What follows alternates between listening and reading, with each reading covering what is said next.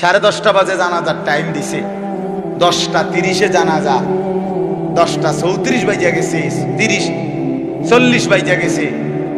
কিছু মানুষের এই পরিমাণ অস্থিরতা, এই মিয়া টাইম টেবিল ঠিক রাখো না, কইলা 10:30 জানাজা, 10টা মিনিট ওভার হয়ে গেছে, কতক্ষণ খাড় করায় রাখবা? মানে উনি ব্যস্ত, ওনার এই 10 মিনিট সময় নাই।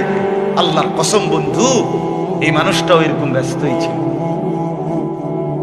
যে মানুষটার জানাজা হচ্ছে এখন, যার লাশ এখানে শোয়ানো, এই লোকটাও এমন ব্যস্তই ছিল।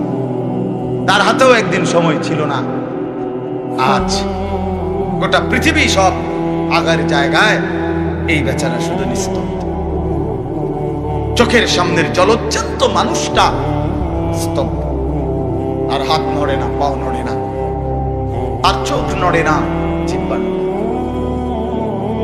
এজন্য দুনিয়ার এই ব্যস্ততার ভিতর দিয়ে আমরা যদি মনে করি যে আমি শুধুই দুনিয়া, ভালো মন্দ, লাভ লোকসান, চাওয়া পাওয়া, প্রাপ্তি অপ্রাপ্তি, মনের চাহিদা পূরণ, সবকিছু শুধু দুনিয়া ভাইয়া, বাবা তো আখিরাত কার জন্য? কবর কার জন্য? তাইলে নবীজি সাল্লাল্লাহু আলাইহি সাল্লাম